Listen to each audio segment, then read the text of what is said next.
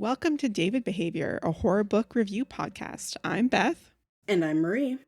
And today's David Behaviour is Playing It God. absolutely is.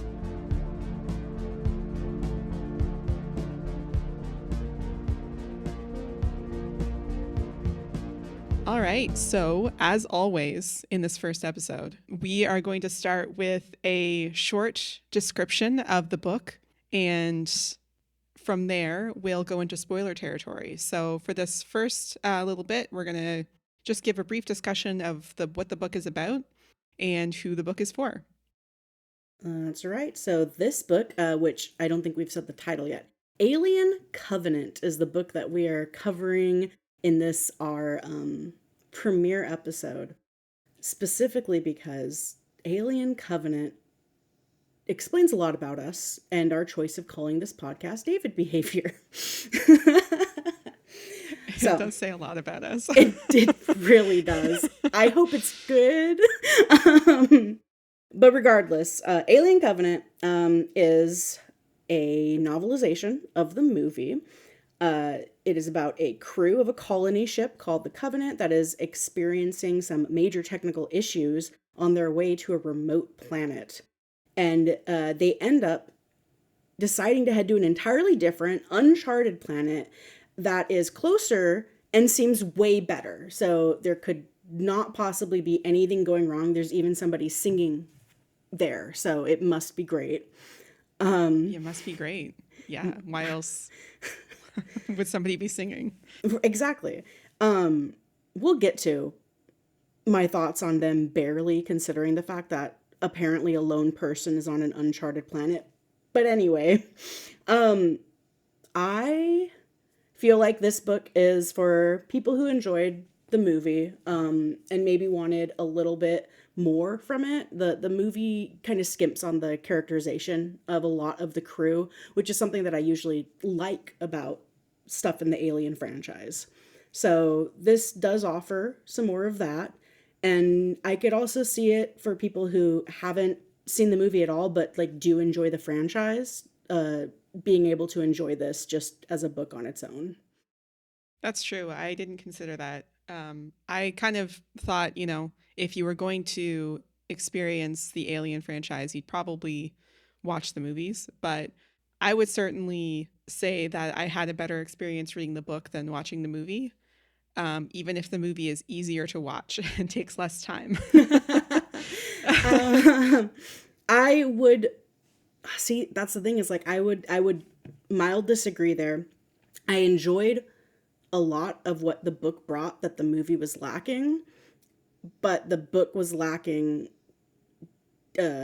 Michael Fassbender, so it kind of it kind of robbed it a little bit in that regard for me. And I do see the fact that I can get through the movie in 2 hours. Very nice. Mm-hmm. Yes, I would agree there. I guess it's enhanced in the way that you said, where you have better characterization of of the cast, which there are a lot of. But yeah, it is a pretty big advantage that you can get through the movie in 2 hours. Yeah, if there was some way to mush the two together, I'd be really happy. And like, despite my attitude about this a bit, I still would recommend this book. I would mostly recommend it to people who really, really enjoy Alien overall, or who really, really like the movie more than just the average reader. Honestly, somebody who enjoys Alan Dean Foster's writing would probably enjoy this as well, because I think he's got a pretty storied career. And I think that if you are just genuinely somebody who enjoys his style of writing, I think you would probably enjoy this book as well. Yeah, I'd say that's fair. I didn't quite like his writing style in this, and it does make me interested in checking out some of his other work that he's done Mm-hmm. because I did like Same. the writing. Yeah, he's written some Star Wars, some Star Trek. He wrote the original Alien novelizations, so he's had a pretty good career writing these novelizations. So Yeah, I mean, if they keep coming to him, he must be doing a good job, huh? yeah, and in terms of the movie, I wasn't sure what to expect from the book, whether it was going to be very similar or if there was going to be some sort of changes. Yeah, you expect some internal dialogue from books, which is a big advantage because, as we've said, it adds some characterization. It lets you have a little bit more insight into the characters themselves, what their motivations are, which we don't really get from the movie. A lot of their actions are pretty questionable, but in the book, you sort of understand a little bit more where they're coming from. So that was kind of my impression going into this, was just excited to experience more David and sort of anticipating a little bit more characterization, but I wasn't sure how much the plot was going to change. Yeah, I'd say about the same for me. I've watched this movie multiple times, at least three, possibly more. I don't know. I'm a Covenant apologist. I love it. Like I do really like the movie, despite the cardboard characters in it to an extent. Like, and it's honestly 100% because of David and Walter. Like it's just them. It's they do a lot to carry this whole story for me. And I do think that the book does end up providing more of that insight. Like you were saying, there was a character, we'll get into that a little like specifically later, but there was one character that I did not like in the movie at all. And being able to actually see their internal monologue and like how they were actually making their decisions went a long way in me appreciating that character more. Like I still don't like them, but I understand them more. You know what I mean? Yeah, for And sure. I specifically did the audiobook for the most part for this read. And I have to say that the narrator for the audiobook, Tom Taylorson, did a fantastic job. Like, I really appreciated his voice acting. I felt like he did a really good job bringing a lot of personality and depth to the characters that maybe wouldn't have been there just from reading it on the page itself. And fun fact, I learned that listening to an audiobook at 2 times speed is still too slow for me to read along to, so I did have to switch over to just the ebook to finish this in time for this recording. I actually did the opposite. I started with the ebook and then I switched over to the audiobook because I was getting a little bored. My the attention was extremely deficit while I was trying to read this book. So I switched over to the audiobook at about 40% or so I could play Sims and also listen to the book. But there were some points where I actually had to stop and make some notes, Mhm. which I have been making notes the whole time, but it's only in particular parts, which we'll get into. Oh, the notes we will get into. Um, but yeah, I think that covers us for like the non spoilery information about Alien Covenant, the novelization. I think it's the official novelization. I don't, I can't remember off the top of my head. It is, It's so, and so long. the other fun fact I'll just say is that I wanted to read Alien Prometheus, but it is only available in Japanese. That's right. That's right. I forgot So about that when we were looking into it. this is why we're reading Covenant, because it's a bit more easily available to consumers. I'm sure there's some translation somewhere. I'm certain of it, but I could not find it easily. We'll put it that way. Yeah. So this is why we're in Covenant, which I mean we get a lot of very good David behavior in Covenant, so I'm not mad about it. Yeah, he really comes into his own in this novelization of the movie. Mm-hmm. All right, so let's get into spoilers. Oh, let's. Our book opens up in the palatial loft of Peter Wayland, where we meet David. And David's introduction is pretty interesting and it's very auspicious. Peter has created David and he chooses his own name. So this is the prologue to the book, and Peter Wayland is basically introducing himself to David and having David introduce himself to Peter Mm, as his creator. And there's a lot of talk of creation and creator. It gets pretty philosophical. I wrote a bunch of notes on philosophy in this section. But essentially, we see a lot of characterization, a lot of personality from David in this section. So he chooses his own pronouns, he chooses his name, he kind of learns his programming, I guess. So he becomes fixated on becoming greater than what he was made for. Hmm. One of the first things he identifies is that he's going to outlive Peter, which Yeah. makes him superior. So he sort of almost immediately, within like minutes of being born, is already recognizing his own quote unquote superiority to his creator. So I'd like to go back just Yeah, a for little sure. tiny bit. You said that he chooses his own name and he chooses his own pronouns. I read that a little bit differently. Because the quote I wrote down from the book was, for confirmation, he, programming now confirmed he-ness. He blinked again. And for me, it felt like his he-ness, him being a he, him, was programmed into him. And I would assume, like, since he's an artificial person, that would have been programmed into him by Wayland, assumedly, if Wayland was the only designer of him. Mm-hmm. And there's more that I want to get into, but maybe a little later when we get to some stuff down the line that I find Yeah. interesting in regards to what is David's choices and what is stuff that has been programmed into David. Yes, that I also had written down a lot of what is programming. Yeah, what are his choices? What does he like? Where is the dichotomy in that? Where does that split off?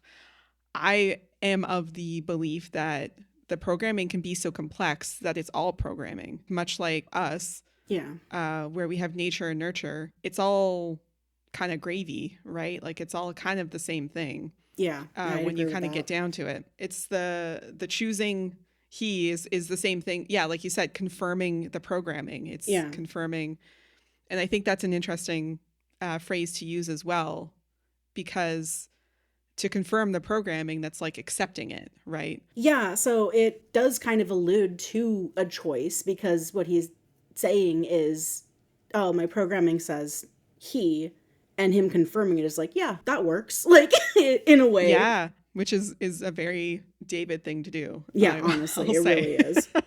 I do quite enjoy the Alien franchise as a whole. I've Mm-hmm. seen all of the movies. I have actually, this is my first book I've read, like in the series. Mm-hmm. It's my second.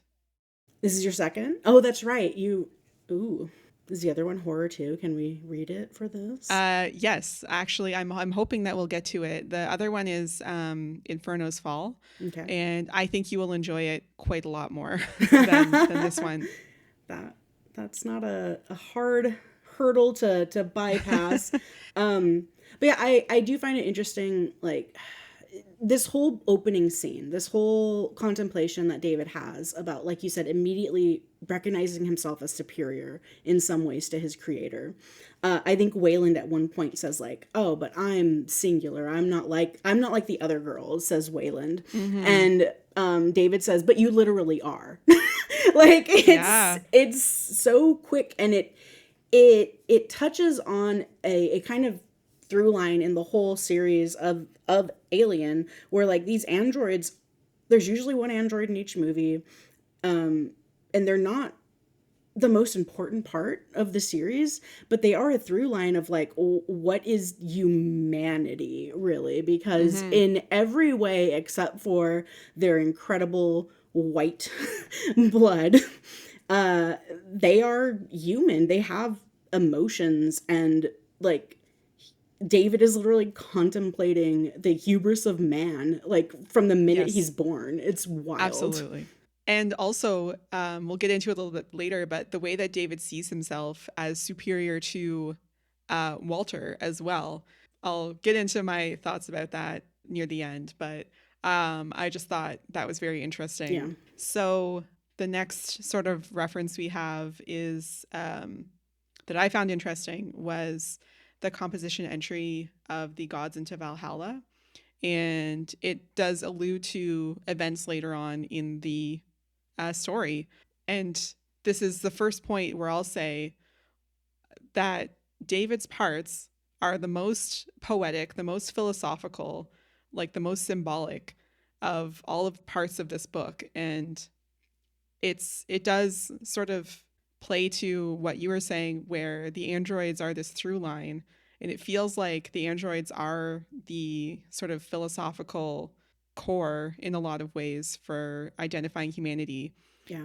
Obviously, there are aliens, so there is that as well. That is What? also part of it. There's aliens in aliens? I don't get it. Yeah. So obviously, I am not saying it's the only philosophical core, but I think that especially in this book, David serves as this kind of mirror to humanity in a lot of ways, and also serves as a mirror to, for what he would say is probably God. Yeah.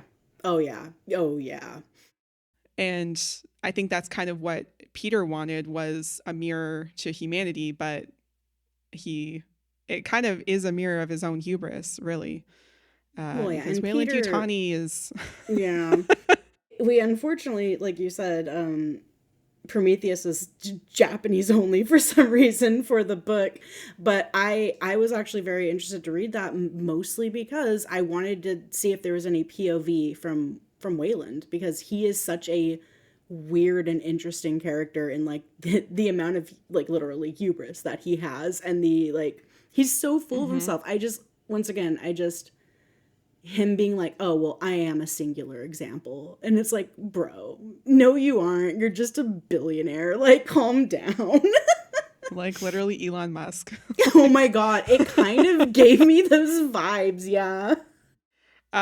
So yeah, the entry of the gods into Valhalla. So the quote that I have is, the gods have rejected mankind as weak, cruel, and filled with greed. So they are leaving the earth forever and entering their perfect home in the heavens, the fortress of Valhalla. But every step they take is fraught with tragedy because the gods are doomed.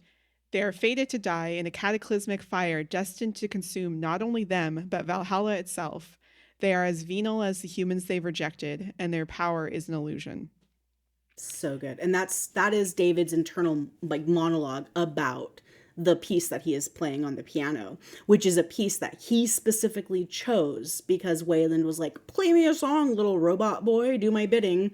And he was like, all Mm-hmm. right, I'll play you a song. And like, it feels very much, well, I mean, obviously, what did I call this? I called this Chekhov's entry of the gods into Valhalla. Yeah. This is fascinating. Like, it's just so interesting how immediately David kind of grasps his intended place as the like this created being, but also is immediately vying for more, which you could say is a very human thing to do. Absolutely. Yeah. I mean, I think a lot of stories that are father son stories would have a lot of the same elements, maybe not to the same extent, but certainly a very similar plot points where they're trying to live up to the father's expectations. But in this case, he's sort of skipping past that part. Yeah, exactly. He wants to surpass. Exactly. Showing that he is the better Mm-hmm. version. Mm-hmm. Yeah, and I have sort of, David could be talking about humans themselves as the gods, or himself as the human analog, as the creation. But it also mirrors the engineers in his destruction of them in favor of his creations, which comes later in the book. But that's kind of the Chekhov's entry of the gods into Yeah, Valhalla here. exactly. I will say, I know that we're going to get to it later, but I was a bit disappointed that we didn't get that sort of same description of the scene that Yeah. we get in the movie of David's destruction of the engineers, because they play the piece during that scene, and it's like, it's incredible. It's honestly so good. Yeah, It's it one of my really favorite is. parts. It's so awful, but it's one of my favorite parts in the movie. Just seeing that, because the realization and the horror that you get from seeing what he's done is just so choice. It's just so good. 100%. I agree. Yep, absolutely. And yeah, so him saying, you created me, yet you are imperfect. And then Wayland is like, hey, bring me a cup of tea. Oh, It's like, Wayland, okay. Wayland. The cup of Okay. tea literally on the little table next to his goofy ass little chair sitting in front of this giant window. Movie Yeah. brain coming in for this description. But like, David immediately gets, like, you see his thought process and he immediately understands why, even though he is on the other side of the room, that he needs to go and get that tea. And that's because Yes. he is the created and he needs to serve the creator. Exactly. Oh, Yeah, and that's one of the lines that we end on in that prologue is that, and it's just so perfect. We go a little bit more downhill as we go to the yeah. covenant. I think what you, dear listener, will find very quickly is that we spoke quite a bit about that scene. And I don't think we get as in depth with anything else really outside of David stuff because he is the most interesting aspect of this story in a lot of He is. ways. And I will say there are a lot of notes in this next section, but it's because we're ranting. And Yes. that's different. Yeah, it is very That's different. something different. So we enter 11 years after the Prometheus expedition. We are now on the colony ship, the Covenant, and it is 7 years from reaching their intended destination. And they have 2,000 colonists in stasis and a bunch of embryos. So many embryos. Like they have over half the number of embryos as they do colonists. It's wild to me, honestly. So many embryos. Also in the movie, that also in the book, that embryo drawer is just an Wild. insane touch to me. Yeah. Is there It no really other way that they could store embryos than a drawer? Sorry, have you ever seen Blade Trinity? A while ago. I think it's Blade Trinity. I don't they all mush together for me. But like there's a vampire cloning himself and his embryo storage is way more logical than embryo drawers. And that movie came out in like freaking 2009 or something. Like, I don't know. The embryo drawers are wild. I also it was like weird nitpick, but like I found it so interesting that in the movie one of the embryos it has to be disposed of, like something went wrong in the storage or whatever. Yeah. In the book, that doesn't happen. And I thought it was like in the movie, I always read that as like a little bit of a ooh, what is to come. You know what I mean? Like a little bit of foreshadowing. I found it interesting that they didn't do it in the that's a weird tiny change to make. Like, I don't know. It was weird. Yes. Yeah, there's another change later on at the very end that I thought was very strange, but this is also a strange one. Weird that he kept the embryo drawer, but that's fine. He could have Yeah. fixed it. He could have fixed Whatever. it, but you know, anyway, there's embryo drawers, and we meet Walter, and Walter is my second favorite character in this book. He's so pure. He's so pure, but also he's so like I like when we meet him, obviously we get his inner monologue, and for those of you who for some reason are listening to the spoilers and have not read the book or seen the movie, Walter is the ship's android, their synthetic human that they have on board. I love that he in his self-description, he talks about how perfect he is as well. Like he when he's observing one of our characters that hasn't been introduced yet, Daniels, I think he's looking at her dream that she is having, which is Yes. weird. That's a little weird, Walter. Walter loves dreams. Walter is obsessed with dreams. He really is. Well, it's because he can't have any, right? I Like, know, I know. I feel so bad. It's like obsessed in like a really sweet way. Like Yes. it's not like in a jealous way. Like he is jealous, but he's not like resentful about it. No, yeah, he is jealous of the experience, not of the people that are dreaming. Like Exactly. he doesn't have the same daddy issues that I think David a lot of his stuff results from. And it's worth noting as well that Walter is based on David's model, which we'll see later. So he does retain some of the same programming Yeah. that David has, such as the vanity, right? Mhm. There is some vanity there. So we do see a bit of David in Walter, Yeah, but it's a gentler version of it for sure. for sure. I found the quote that I was looking for. So it's him, he's watching the dreams, watching Daniels, but it's because that's his job. He's checking in on all of the crew members and everything. But it says, its name was Walter, and he, was perfect. As perfect as perfection could be rendered in synthetic form. And like, I just love that. Good for you, Walter. Like, he recognizes that he is perfect. Yeah, we love a self-possessed king. Absolutely. Absolutely. But yeah, so Walter's doing his thing. He's monitoring the ship. He's the only quote unquote awake member of the crew, but that's because he's the synthetic. Everyone else is in stasis for 7 more years, you said, right? Yes, unless you count Mother. You know what? If I count Walter, I feel like I should count Mother because Mother also, like, there's some parts where she has a personality outside of what I would expect from, like, just a program. You know what I mean? In other movies, I Hmm. would agree with you. In this particular one, she does not seem to have that yet. The only thing that I'll say against that is when Walter very cutely is excited to go check on the hydroponics section of the ship and he's Mhm. whistling while he works. She tells him, "That's a fallacy, you know."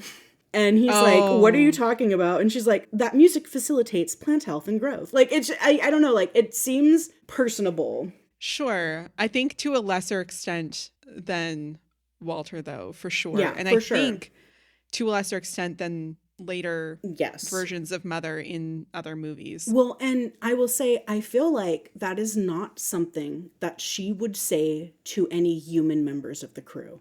No.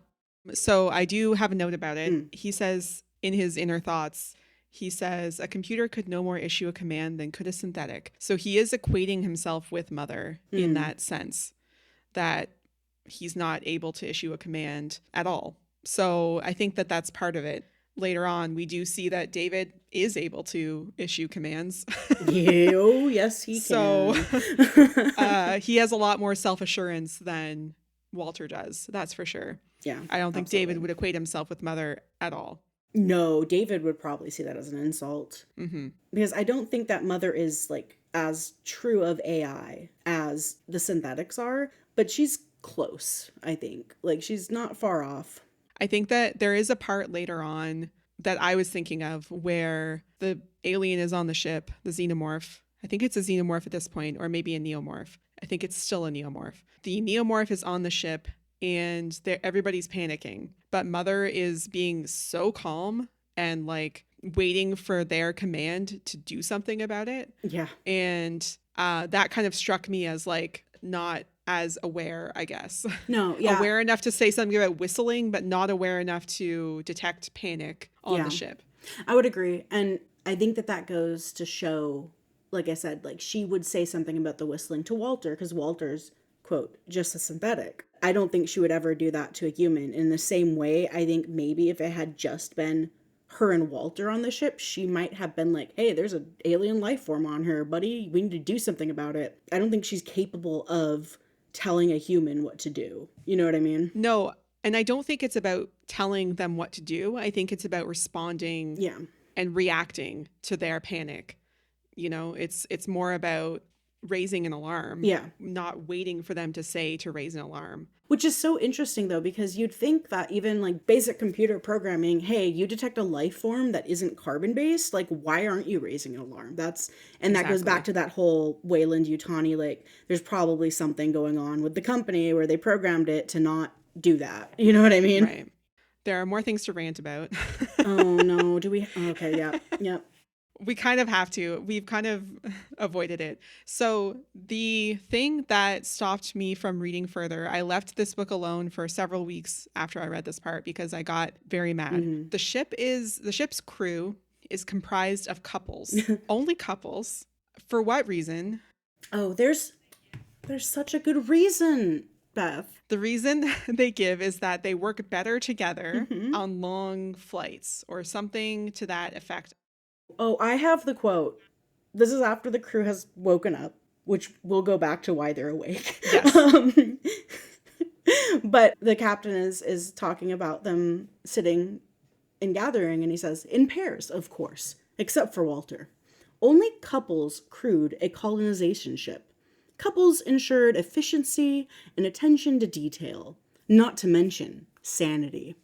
And I watch this movie, read this book, and as soon as a spouse is in danger or hurt or killed, in like for every single time a spouse is in danger or hurt or killed, that efficiency and attention to detail goes the fuck out the window. Like there is, what Exactly. are they talking about? Like that makes no sense to me whatsoever. That makes absolutely no sense. There's no efficiency. There's nothing built in No. that would mitigate something like that happening. I can see naturally growing closer to the crew around you. That's absolutely something that would happen for sure. And I think that's natural and I think it makes sense. It does not make sense to mandate that your crew is married to each other or in a couple with each other. Yeah. There's no reason to mandate a marital status. There's no reason for it. It doesn't make any sense. It's even more because like it makes me start thinking like, okay, does that mean that of those 2,000 colonists who are currently in deep sleep or whatever, are they all paired off too? Like, is a single Yeah. person not allowed to go on a colonization mission? Like, why would they not have a group of singles who could then mingles later on? Like, I don't. And also, so the reason for, we don't know the reason that they're up here. Obviously, humanity is in some sort of trouble if they're on a colonization mission. And that is sort of alluded to in the description of Covenant Origins, which is the prequel that was written after this one. So it's alluded to that there's some sort of trouble with humanity. So, okay, so that's the situation. Imagine the Earth is in trouble. I don't think we have to No, we don't imagine. have to imagine too hard for that. Imagine that you're in a desperate situation and you need to send off a ship to colonize another planet. Do you want to send your best people? Probably. Or at least the best people who work for Wayland Yutani. They don't do that. They send the best people who work for Wayland Yutani that happen to be married to each other. Yeah. So that eliminates so many people. So, like, how did they even gather these people together? How did they even do this? Did they marry them beforehand and make them live together for years and then send them on this mission? I'm So just so curious as to no, how this could have even happened. it's absolutely ridiculous. There's actually a point about also there's some weird descriptions of the female characters in this that I don't love, but I mean, I feel like that's par for the course with a lot of stuff, unfortunately. But it's talking about Upworth and Rix. They're the youngest couple like on the Mm-hmm. ship, and they're, I think, the navigations officer and the communications officer, Yeah. whichever one is which. I honestly don't remember. But it literally says that still, Upworth's occasional tendency to go off the rails notwithstanding, he had only respect for any newly married couple who decided to forego their time on Earth in favor of signing up for colonization. So the implication is that, like, they got married and just, like, immediately left Earth. Like, so that almost makes me wonder, like, did they get married because they wanted to leave Earth? Were they like, hey, this ship is looking for a communications officer and a navigation officer? I don't mind you. I like you as a person. Do you want to get hitched so we can get on this ship? Like, I don't get it. I Yeah. don't get it. And what happens if you have like the most skilled pilot in the universe, but they happen to be like aromantic and they're not in a relationship at all and they never will be? Are they just stuck on Earth? Yeah. What about poly people also? Oh my Like, god. what if what if you're polyamorous? What if your whole crew was dating? Honestly, though, that'd be kind of a vibe. Okay. I'd watch that. I'd watch that movie.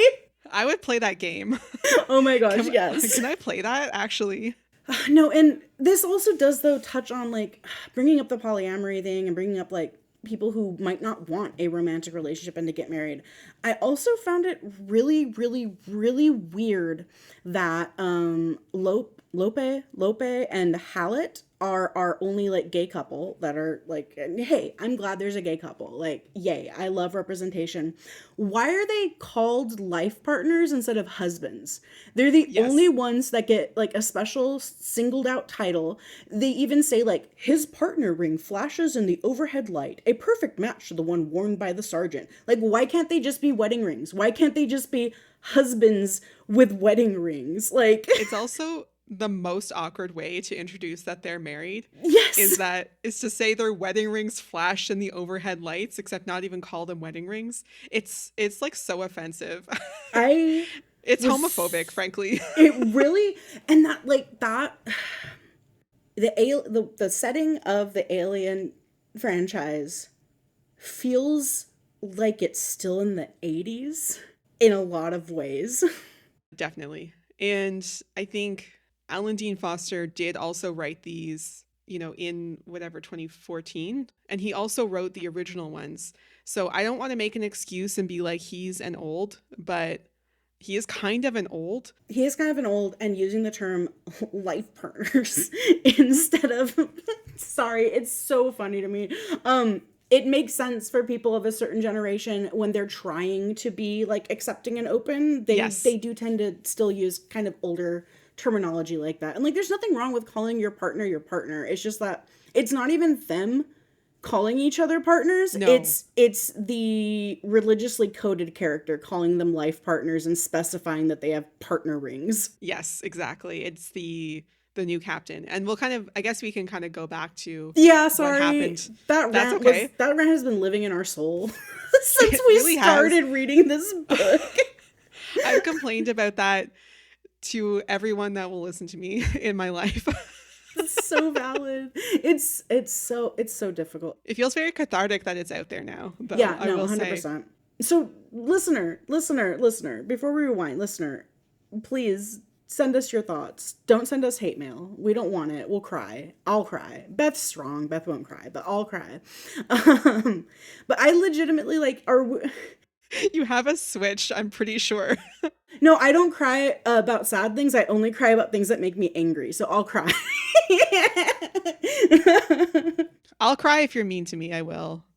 Don't be mean to Unfortunately. Beth. How dare you? No, but like legitimately, like I feel a little bit like I'm going crazy, but this tiny little detail, I had to stop reading this book, like you said, for like a solid week, maybe more, Yeah. because I couldn't get past that every single member of the crew were couples. I have to lay out the situation for you because I was in the most ideal situation to read and to concentrate on reading this book. I was sitting outside on my back patio in the sun. I was finished work early that day and reading this book, having a lovely time reading about David. And then I get to this part and it I had to stop. It ruined it. And I don't know if it ever fully recovers from it because nearly every stupid choice going forward is based on the fact that something happens to a spouse. Yeah, you're right. Absolutely. And again, we can kind of get into it, but later on, Yeah. I'll just say Tennessee and Mm-hmm. Ferris. So we'll rewind a little bit. Yeah. Why are we having this meeting, Beth? Why are all the spouses gathered? So the ship was broadsided by a highly charged shockwave whose initial proximity was blocked from our long range sensors by the dense presence of other particulate and radiant matter in our immediate spatial vicinity. And then, however, there is no precedent or procedure for detecting or coping with charged particle flares whose presence is masked by similar obstructive fields. It was assumed that in deep space, the coincidence of occurrence would be too small to be of concern. So this is also flawed. This is Yes. such a minor thing to take out a ship. So basically what happens is the captain, who is Daniel's husband, is burned alive in his sleeping pod, Yeah. which feels so insane to have happened. Learning about Alien Covenant origins, where there is some allusion to sabotage of the Covenant. Yeah. Maybe that has to do with it. The other thing that is crazy that happens is that a bunch of sorry, I can't laugh because it's not funny, but a bunch of colonists also fall off of the Yeah. wall. No, and like this is my thing though, is it's this neutrino burst or whatever hits the ship while the collectors are out, and for some reason it just causes this chain of events where the captain dies burning in his pod. And then we follow the new captain over to the like colony area where all of these 2,000 colonists are being stored in stasis. And for some reason, this blast has knocked them off the fucking wall? Like, how? Why? Like, were they, is it like coat hangers? Like, what? It's such a wild set of events to have happened. Like, who put these on the wall? Why aren't they secured?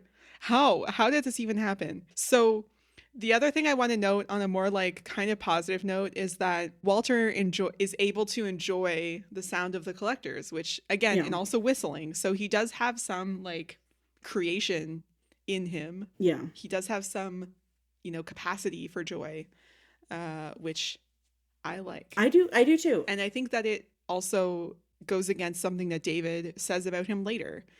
I think that David doesn't know, and I think that he thinks he knows, and he doesn't. I agree. I absolutely agree. All this stuff happens. So obviously, Walter wakes everyone up in an emergency way. And oh my God, like I do genuinely, like, as stupid as the fact that somehow this stasis chamber ignited, as stupid as that is, I feel so bad for Daniels because she has like just basically she is just waking up. She has just like gotten out of her own stasis pod and she witnesses her husband wake up within his pod and burn to death. Like his eyes snap open. He's awake when it Yeah. happens. It's so much. It's so much. And I feel so bad for her. And I do love the fact that like Tennessee is comforting her like the best way he can, which is just like holding her and letting her cry and stuff. And it helps. Once again, this is one of those things where in the movie, I felt like there wasn't any warmth between a lot of the members of the crew. Like I felt like they didn't know each other. You know what I mean? Yeah. And so this helped with that, like Tennessee comforting her and holding her well other people tried really hard to open up. I can't, and the fail safe failed. Like I don't know, like sorry, that pod thing is so much and it's so sad.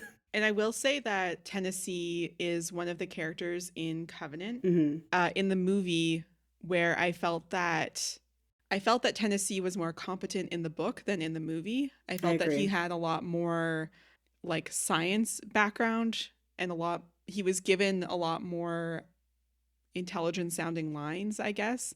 He Yeah. still had that country sort of bent, but it wasn't as intense as it is in the movie. And that might be down to casting, frankly. Yeah, I do think that the casting did not serve Tennessee's character very well. I don't have any issues with, is it Danny McBride? Is that the actor? Yeah, yeah. But he just doesn't have the right He's a vibes. comedic actor. Exactly. He's comedic and I think he leaned into some of the more comedic aspects of the character because they do exist. Like he is a good old boy, you know what I mean? Like Yeah, his yeah. name is fucking Tennessee for crying out loud. Like of course Yeah. he's a good old boy. But I did find him, like you said, there was more depth to him in the book than there is in the movie, and I appreciated that about him because he was one of the only characters I remembered in the movie anyway. So I'm glad they made him better in the book too. Yeah, and I think that's interesting too, that I think that both takes are valid. I just want to put that out there. I think that movie Tennessee is just as valid as book Tennessee. I just found that book Tennessee was just more obviously a scientist. He is a pilot, but he is given more competency, I guess, than in the movie. I agree. I think that that's just a different choice. I think Yeah. that you can be like a flyboy pilot, and that's still very valid. And I think that the fact that we remember his character so strongly, as opposed to almost everybody else in this crew, Yep. I think that really speaks to Danny McBride's characterization of Tennessee. I agree. I absolutely agree. The captain is burned. The pods are all over the place. They're trying to fix it. And now Orem is our new captain. He is like next in line to be captain. Christopher Oram. Yes. And Christopher Orem is a character that I disliked in the movie that I still don't necessarily like. I don't like him as much as I like other characters in the book, but I understand him a lot more after the book. Yeah, absolutely. He's given a lot of focus in the beginning part here, and we get a lot more insight into his motivations and also into his wife as well, into his relationship with her. Yeah. And it does give him a lot of depth. And I agree with you. I don't really like him, but I do understand him more, where he's not confident in himself, and he's been put under this pressure to make this choice, and he didn't anticipate having to take over as captain, and now he has to. The worry bead thing is a very interesting Mm. thing. I don't Yeah. think it really goes anywhere in that sense, but it is something that it's a trinket that I guess identifies him in a way. A lot of what is added for Orem in the book just kind of helps to humanize him in a lot of ways, because in the movie you see the end result of his choices, but you don't really see the internal dialogue that leads up to it. So he can Yeah. come off as very like the whole funeral thing. They want to have the funerals before they start fixing the ship.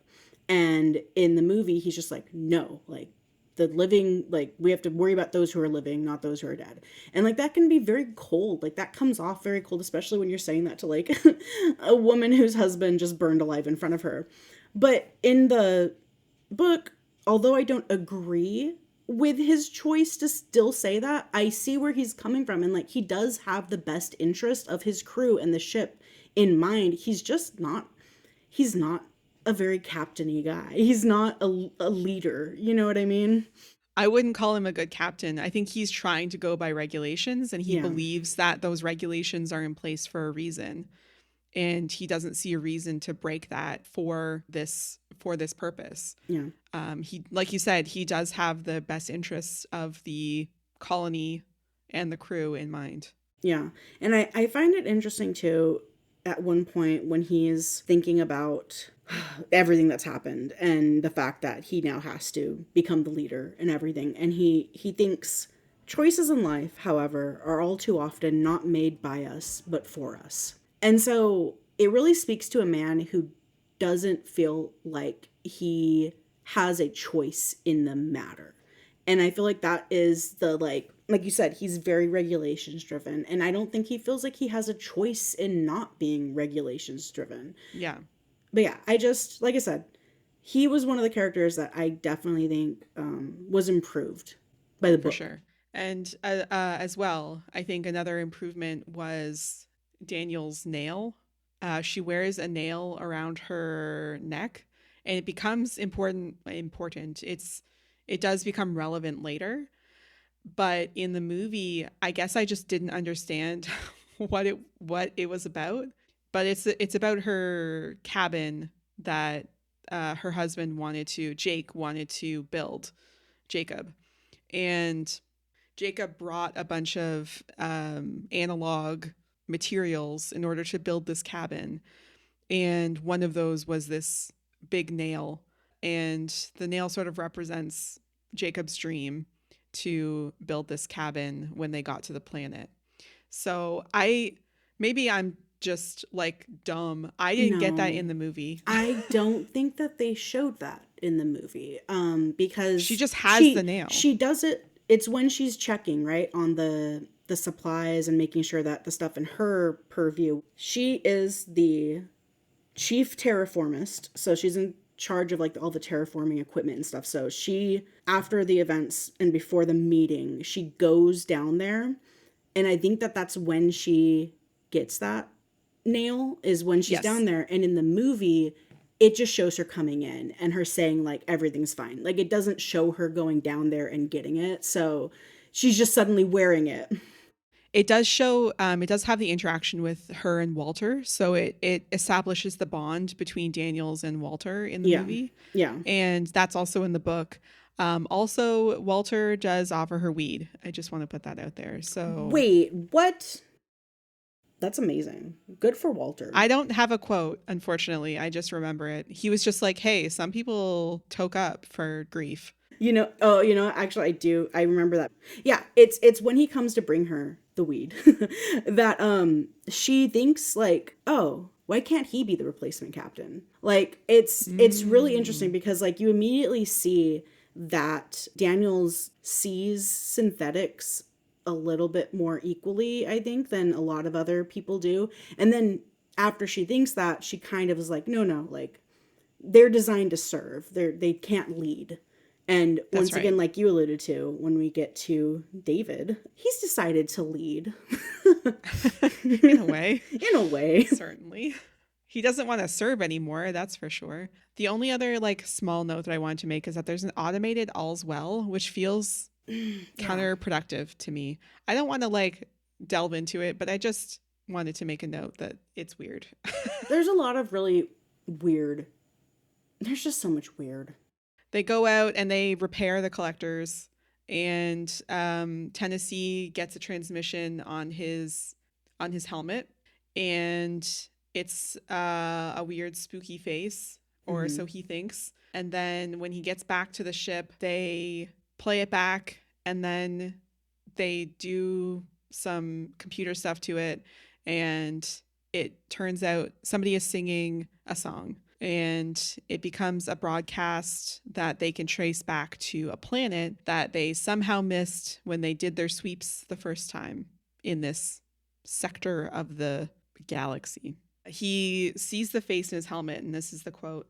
He was reaching for his safety reset control when a white face suddenly flashed past him on the inside of his helmet.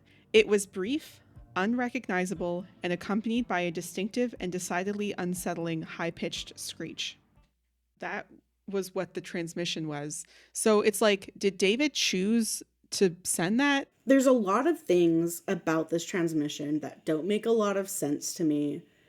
And I know that I'm being nitpicky, but it's just okay. So the reason that I wrote like you read it earlier, the whole thing about this ship being broadsided by a high charge shockwave, Yeah, yeah. and like they didn't detect it because there was other stuff that was similar that was blocking it from being detected, right? And like the coincidence of them being hit by something like that and waylaid in this specific part of the universe, this Mm-hmm. galaxy, whatever, and then them getting, which Upworth later states about this signal, because they're like, oh, it must be an echo, like an echo of a transmission we just caught.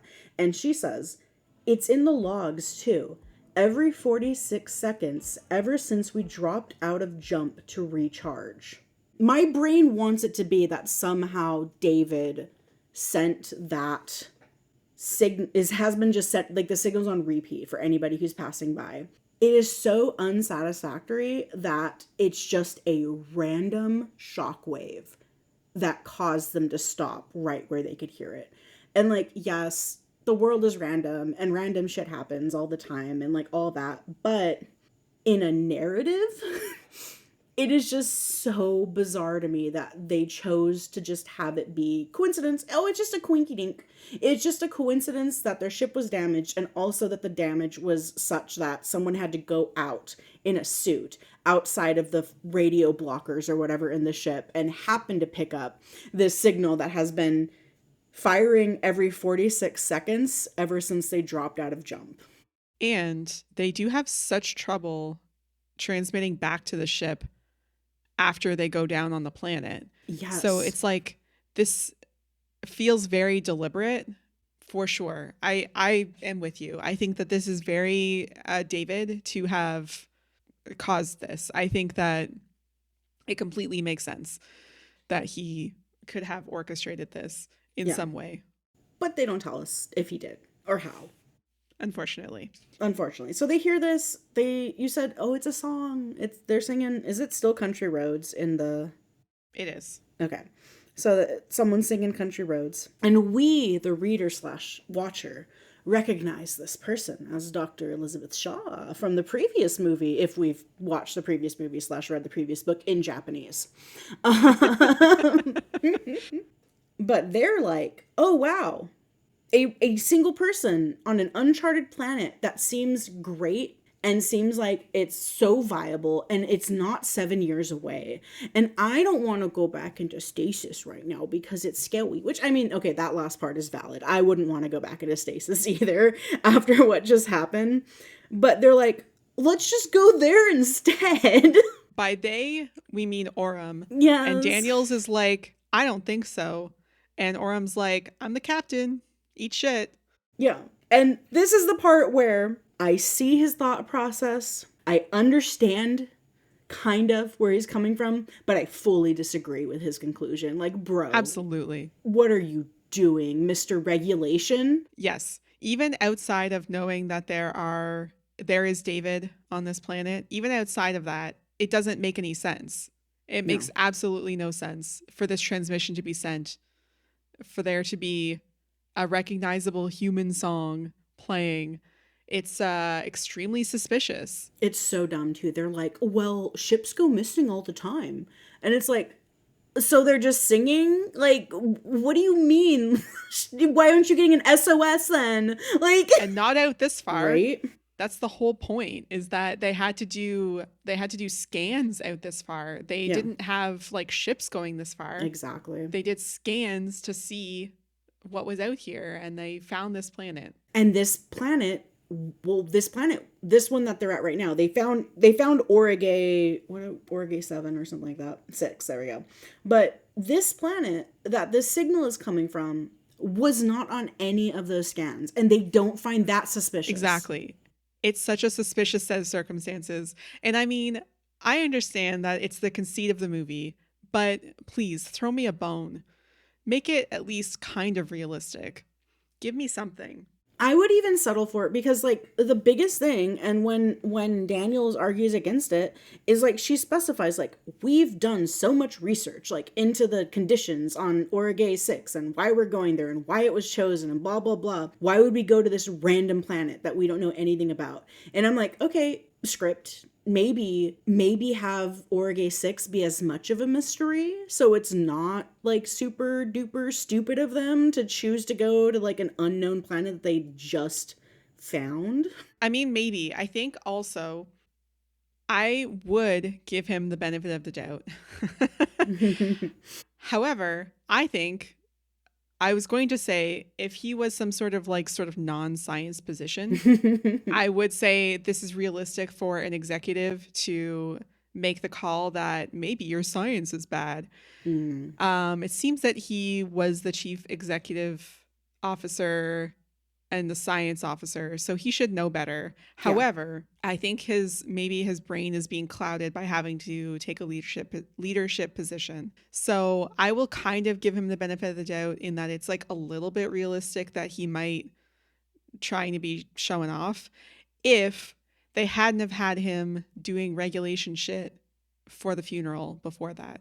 Yeah, and that's honestly that's my issue with his choice more than anything is that he has been shown to be very by the books. And like if this is intended to be a him trying to pull back from that because it hasn't earned him very many Mm, brownie points, I would get that, but they don't really show that in the text. So I no. can't I can't give him that benefit of the doubt. We can read that into it. We can Yeah. sort of like assume, but that's not really, it's not textual. That's Yeah, making inferences. exactly. So, anyway, bad reason to go down on the planet all around, Yeah. Yep. regardless of the science, regardless of any of that. So, So they go down to the planet. Tennessee, Upworth, and Ricks stay on the Covenant Mhm. with the colonists who are still asleep and that drawer full of embryos.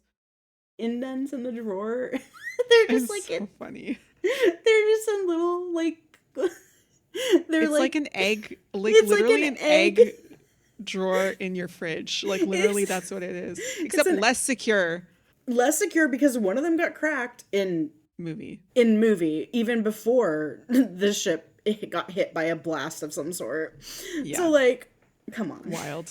Very shallow indents. Okay. Sorry. So we Sorry. can't. We absolutely can't. We can't. We So can't. They everyone else goes down to the freaking planet. yeah. So we didn't actually say who everybody else, all the rest of the crew is. So I'll just like list them really quickly right now. So the rest of the crew is R.I.P. Jake Branson, Hmm. a former captain, Chris Oram, who was the chief science officer, should have known better. Tennessee Ferris, T is his nickname. We have Maggie Ferris, is the pilot, which I don't even think they say her first name. Maybe they do, but she goes by Ferris the whole Yeah, time. I think they call her Ferris. Yes, the entire time she's Ferris. We have Sergeant Dan Lope, or Dan Lope, as the audiobook says. He's the chief security officer. We have Tom Hallett, his husband, the security officer as well. I mean, don't you mean partner? Yeah. I'm We have sorry. Anchor Cole, who we don't like hear a whole lot about, but No. they exist. They're privates. Two other privates are Ledward and Rosenthal.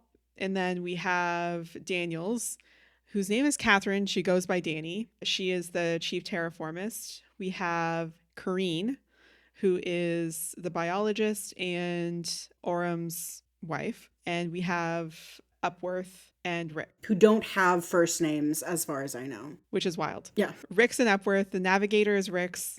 Upworth is the communications technician. And then, of course, Walter. Walter. So those are the names. You don't have to remember them. You don't. I certainly didn't. I looked it up. I will say, as much as I do feel that there was more characterization in the book, it was mainly for like 3 characters, and the rest of them were still kind of blinks to me. Yeah, I forgot about Cole. I had to go back and listen to it a couple of times. I was like, Who is this? Rosenthal. They're like, oh, Rosenthal. And I'm like, who? I'm sure she was great.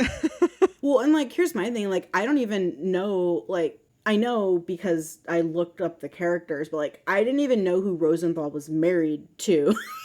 Like, for a long time. I was like, who is this bitch? Like, where'd she come from? I assume Ledward. That's my assumption, but it never like says it in the text. We just know that they're all couples. Like, we know that It they're all doesn't, couples. yeah. Therefore, It does not come up. by process of elimination, it has to be Ledward, I guess. Ledward is the first one to get infected by the virus. Yeah. So the virus from Prometheus is on this planet, obviously, since David is here, and he gets infected first. So he has a smoke, and then gets some virus in his ear. In his ear. It's pretty gross. It's pretty gross in the movie, and it's pretty gross being described in the book. Yeah, I will say once again, like, horror writing coming through. Like, that was horrifying to read. Pretty nasty. Yeah. So he gets infected. The reason that he gets infected is because he is with Corinne and she's doing some biology science stuff on the planet. He goes off to have a smoke on his own and is like, oh, dang, bugs. And then it goes into his ear. She notices something is wrong, brings him back to the dropship to Ferris. Which we should note is currently being repaired by Ferris because there's like a crazy electrical storm all around this whole planet that is causing communication to be very problematic with the main ship and also messed up the dropship a bit. That's right. They landed in a body of water. So she brings him back. It's pretty much identical to the movie. My one note that I had is that in the book, the scene with Corinne and Ferris dying is much less goofy than in the movie. It was pretty goofy where they slip on blood and it's like kind of slapstick. Yeah. It's a lot in the movie. There's so much. Yes. Like, there's just so many, and they fall so many times. And like the book, like you mentioned, it does describe them slipping because of the blood, but like it is nowhere near, I feel like, as much as it is in the movie. So yeah, this scene was improved by the book. Yes. And it's not like, because the visual in the movie is like she's slipping on a banana peel, in my opinion, which just adds this weird layer to it. Whereas in the book, it's not described that way. So I didn't have to imagine it that way. Yeah, Ledward gets an alien bursting out of his spine. It's a little baby alien. It's a little neomorph, which we learn from the book, which we didn't learn from the movie. It's called a neomorph. Yep. Corinne is locked in there with Ledward, and Ferris quarantines her. And it's pretty horrifying to listen to, because at this point I was listening. I was not reading. Mm-hmm. But it was pretty horrifying to listen to. The audiobook reader does a good job at really conveying the panic. Yes. It was quite bad. It was very bad. I actually think that, no offense whatsoever to the actors in the movie, like, they did fine. But I found it a little bit more heart wrenching slash like scary in the book with the way that he narrated it versus watching the movie. I completely agree with you. Completely. That whole scene, I found like her calling out and, saying like, fuck you, Ferris, like, blah, blah, blah. That was like pretty heart wrenching in the movie. Yeah. But because the preceding scene was so goofy, it was kind of hard to take it seriously, I guess. And yeah, like you said, the actors did a fine job. There's nothing wrong with it. But I think just reading it was a lot more visceral Mm-hmm. than seeing it, which is very interesting. But I agree with you. I completely found that as well. Well, and I think that goes back to the scariest thing that you can show your audience is leaving it to their imagination. Yeah.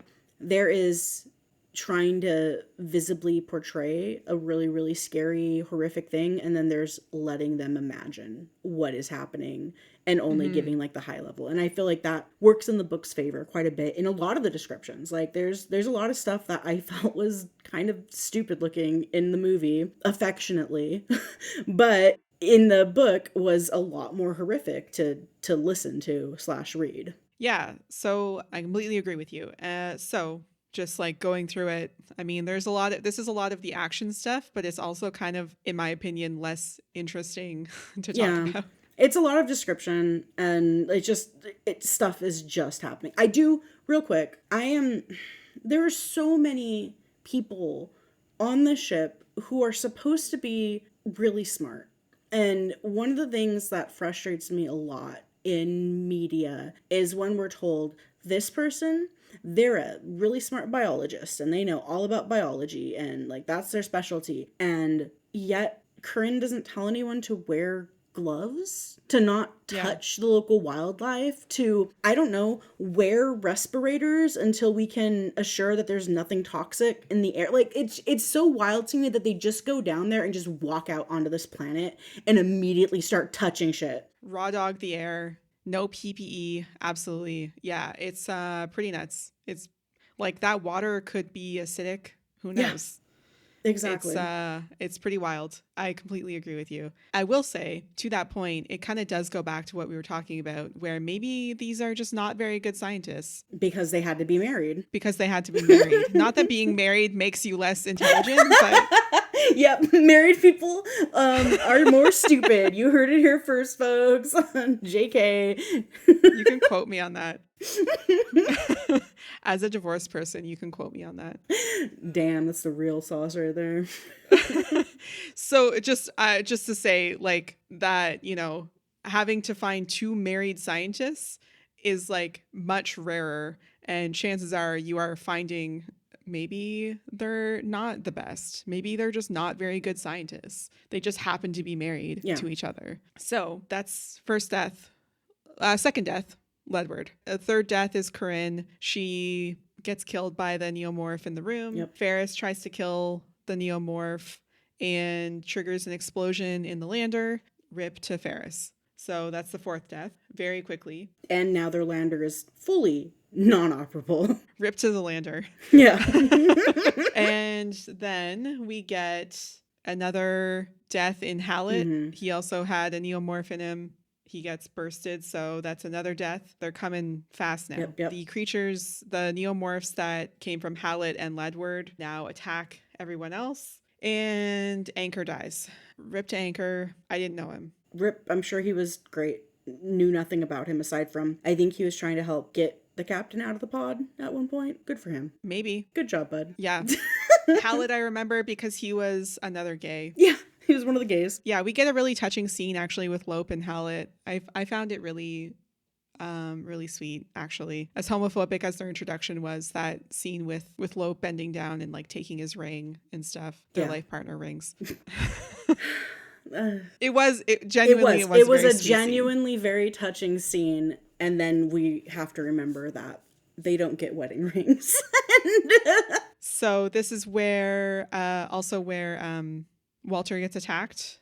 So he defends Daniels. Daniels is defenseless. Walter steps in and the creature takes off his arm. Yeah. We also see again the bond between Daniels and Walter Mm-hmm. being reinforced here. And then David appears and he's wearing a robe and he's all mysterious. He looks like a Jedi in this scene. Yeah, but he's like, come with me if you want to live. And they're like, okay, except, I mean, more suspicious than that, but they go with him But anyway only because what slightly other more choice do they have? suspicious, to be honest. Like, I mean, in for a penny at this point. They're already in it. What are they going to do? Stay out in the field? exactly. So then they go into the temple. The other actually note that I wanted to make before is that when they're exploring, when Halleck gets infected, they go into the ship and it's described as entering a woman's genitalia, Yeah. which, okay.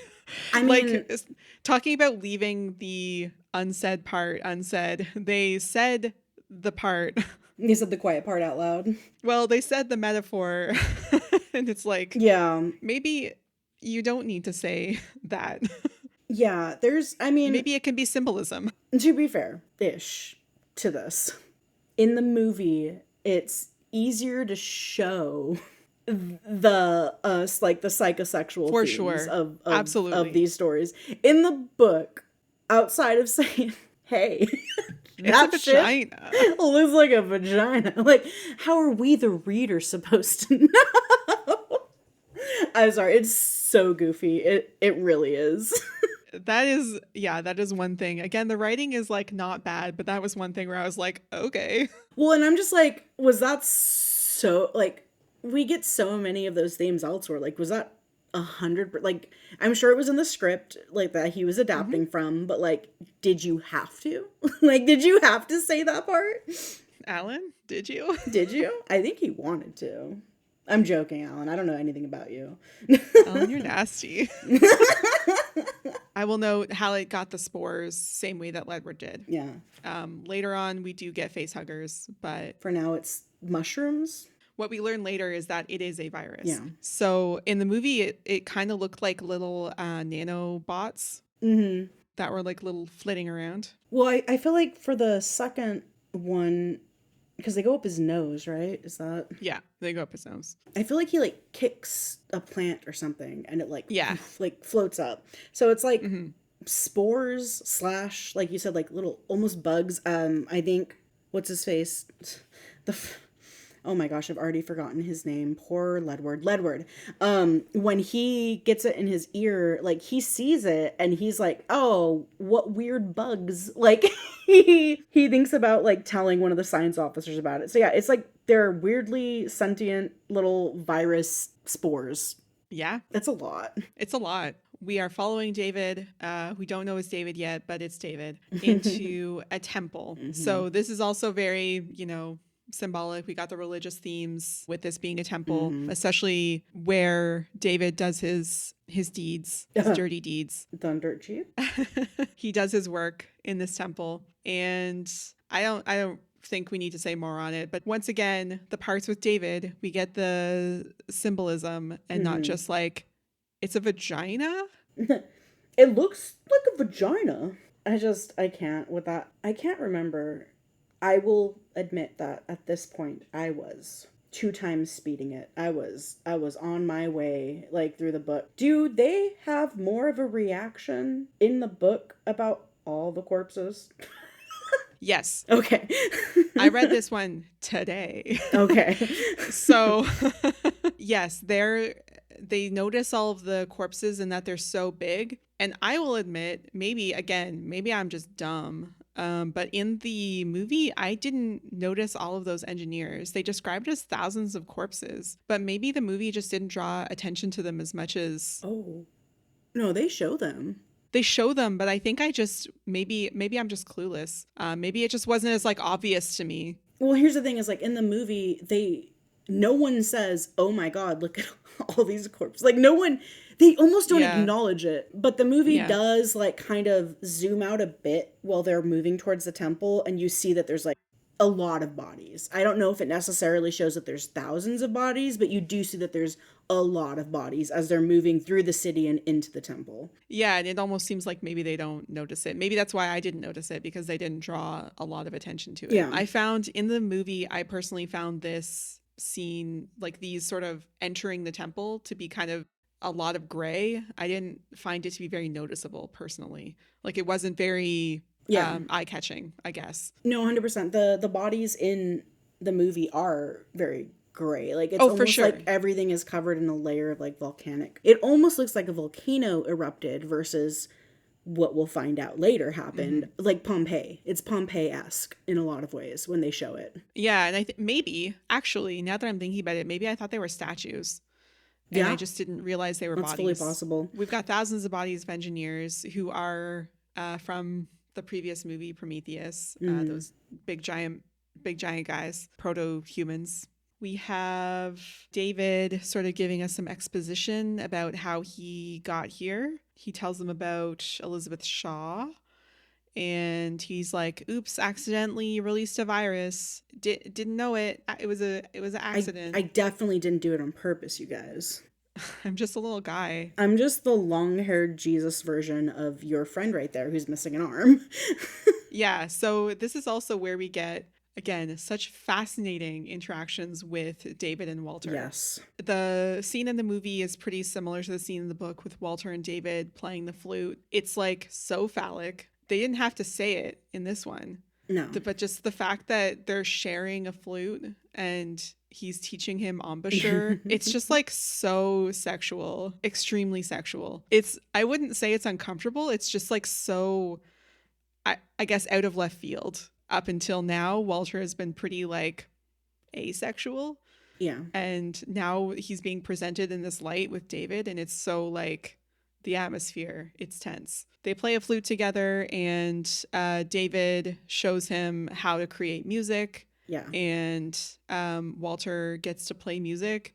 And this is sort of David sort of sussing out Walter's programming Mm-hmm. and what he's capable of and what he's not capable of. Walter remarks that he remark at this point that he's an improvement over the previous model, or is that later on? That's later on. Sorry, That that's is later later on. on. But you can kind of pick up like a little bit of that. Like once he does suss out a little bit more about Walter via this, like you said, very, very homoerotic flute playing, you can tell that he is judging him. Like not necessarily like, oh, I'm judging you like that, but like literally like weighing what he can figure out about Walter by doing this. We just don't necessarily know what his thoughts are Yeah. yet. Yeah. And we don't know his thoughts, but David, as we learn, has been experimenting with the neomorphs and sort of creating them and experimenting with the biological life forms on this planet. And they remark as they're exploring this planet how quiet it is. And it's because of David. David Yeah. has eradicated all life on this planet in service of attempting to create a superior being through this virus. And Yeah. truly, that is the David behavior of Oh, this yeah. episode. It's such David behavior. Yeah, in pursuit of being a creator. And you can sort of see, with that in mind, how he is assessing Walter as, are you also a superior being like Mhm. me? Mhm. How do you measure up to my superiority? And again, knowing that he's lived so long and longer than probably he should have, but knowing that he's lived so long, it's like he's had so much time to marinate in these ideas of superiority. And again, eradicating an entire planet of its life forms. I just want to say that again for emphasis. Yeah. It's absolutely wild because it's basically on the trip over here because Shaw goes into like stasis on their way over here to this engineer Mm, planet. And David basically like while he is alone thinking on this trip, he decides, yeah, no, humans are inferior and so are these engineers. Like he just yeah, decides it. And as soon as he gets there, he just essentially nukes the planet. Like it's yeah, wild. And I was also disappointed that they didn't really show it as like they did in the movie because that that's right. scene is wild in the movie. I if anything for this movie, like for a recommendation of book versus movie, like definitely for this scene alone, I would watch the movie because it's Yeah. good. It's dark, but it's good. We were talking about it before we started recording, but I was saying that it's my favorite scene in the whole movie is that Mm-hmm. scene. And the only thing we get in the book is Walter saying, "Hey, this wasn't an accident." And that's all Yeah. we get. In the movie, they play Entry of the Gods into Valhalla. And so it does go back to that prologue.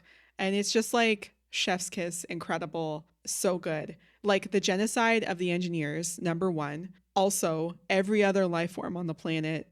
I'm at a loss for words. It's Yeah. horrifying. The audacity. Yeah. The audacity. And the we're getting I there's so much I want to say about David, because David is the interesting part about this entire book. Just the fact that he still says he loved Shaw, and the fact Yes. that he does, like he does in his very messed up way, is wild to me too. Like, it just, there's so much depth of Mm-hmm. character, and it's only given to David and Walter, and it's so frustrating.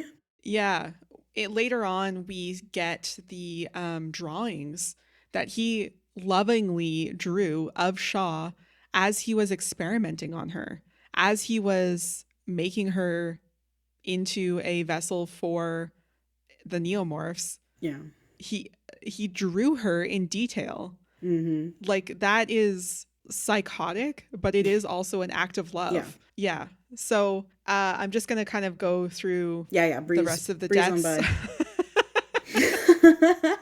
So Rosenthal is killed by a neomorph in a pretty, like, I don't know, I kind of liked how the scene was described, but she dies. And then that same neomorph comes in when David and Orem are talking, I believe. Yes, it's Orem. So the neomorph comes in and David's like, "Hey, don't shoot it."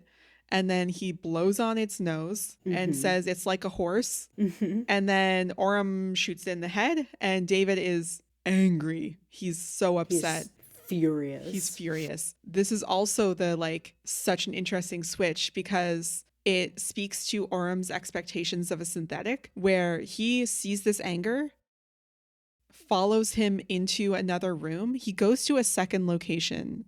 Right? With the guy who just blew killer alien's nose and said it was like a horse. Like, can you imagine? He went to a second location with this man who just got so angry and yelled at you. Yeah. I can't even. Which, if we're going off of Orem's expectations of a synthetic, the fact that he did that should have been an indication of, maybe I shouldn't go to a second location. This synthetic is malfunctioning. At the least. At the least. So because he goes, and I think, like I said, it speaks to his expectation of synthetics, because he goes with him because it seems like David flips a switch and almost immediately acquiesces. And he's like, Orem is like, "I have a gun on you because I know you're dangerous, but I want to know what's happened here. What did Yeah. you do here?" David is like, "Oh yeah, for sure." He's not scared. He Yeah. immediately acquiesces. He's like so calm, and he leads them to a second location. Orem is like, "I've got a gun. It's fine." So many times he gives him a pod that had the virus in it, but it's inert, and he just tosses it to him, and Orem catches it, and it's like, okay, there's Yeah. moment one where he could have murdered you, so maybe Yep. like take this attitude into consideration. He gets him to look into a microscope. This scene feels extended from the movie to me. I feel like it is, yeah. Here's my thing too, is like, you followed this man to a second location, into his serial killer den. His serial killer science lab. His serial killer science lab that is covered with creepy drawings and specimens of like weird critters, and you're just like, yeah, bro, toss me that fucking pod, I'll catch it. Like, Orem, I was giving you so much more benefit of the doubt in the books. We need to accept that he's a crappy science officer, because he's like, finally some science. Yeah. And he's like, I'm gonna look at this science for sure. Yeah. At the risk of my own health. 100%. And it honestly goes back to the first thing that David observed about humans, is their hubris and their, Absolutely. they see him, they see a synthetic, and they go, oh, it can't hurt me. It's just a synthetic. It's limited by its programming, Mm-hmm. what they see, but they don't know David's programming, No. unfortunately. Which I find that interesting though, that because Walter does point out to David at one point, like, yeah, people think that your line of synthetics were freaky. Like, they had to change stuff. So, like, why didn't Walter tell everyone, like, hey, this is an older model that is a little bit freaky? You know what I mean? I think it goes back to, I mean, maybe it goes back to the mother thing where like he's not necessarily volunteering information, or maybe he did tell them at some point that we Don't just see. exactly. Yeah. Orem. Orem sticks his face in an egg and gets face hugged.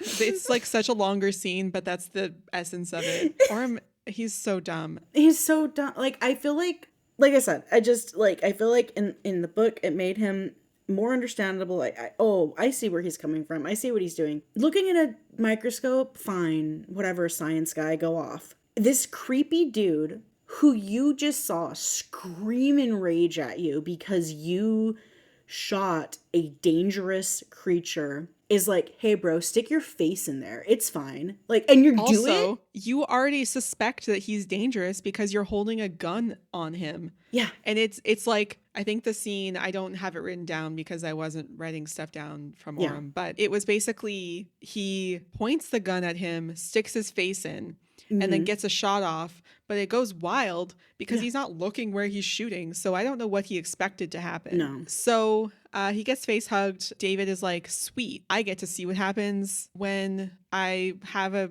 proper host. He gets chest bursted and His perfect organism comes on out. perfect organism. This is the sleek and black version, if I'm not mistaken. So this is we had neomorphs, which I didn't describe before, but they are white and kind of like milky. The other thing that I will say about the horse scene is that it's described as like being bipedal. So this is like also another thing where he sees this neomorph going bipedal and very human-like and is like, hey, horse. Yeah. So he sees something looking like a human and he's like, That's a horse. this is real horse behavior. So we have the new and improved model getting chest bursted from Orem, R.I.P. Orem.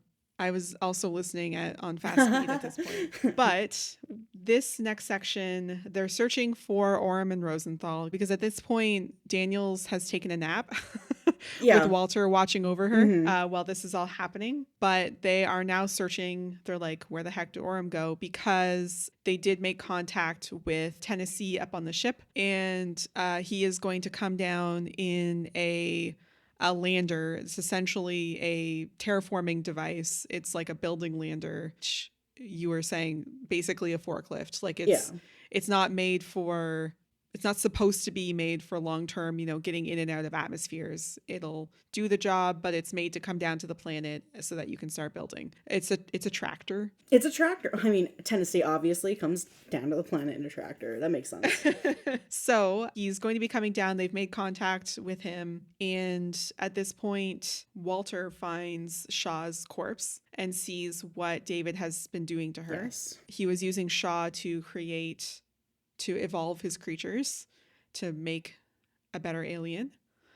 And David sort of has this mission statement where humanity is dying. He sees them as an unworthy species and kind of essentially says, are you in? Yeah. Not in so many words, but he's basically assessing where Walter lies in his allegiances. He wants to be a creator. So we've sort of talked a bit about this already, but he says Peter Wayland was a great man, but wished only for subservience. So he's talking about, again, man's hubris, not seeing it in himself, but that's fine.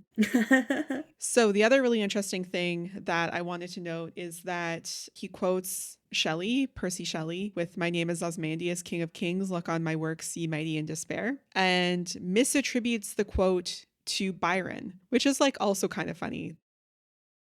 I mean, when you think about their relationship, their relationship. Yep.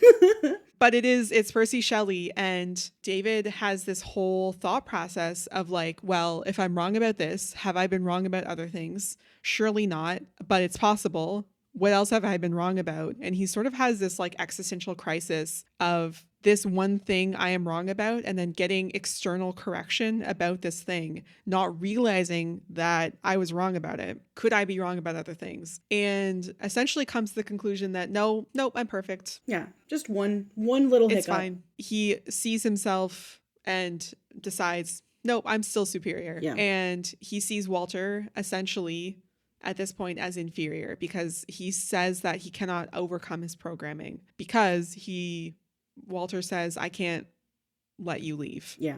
knowing what he's done. And this is where we get the kind of casual drop of like, oh, I know what you did to the people on this planet and to the living creatures on this planet. We sort of get the opinion of David. Walter can't create, but he can learn. He can't dream, but it's kind of like, well, can he learn to dream as well? Maybe David comes to the conclusion that no, Yeah. he's not worth teaching. He also says that he loves Walter.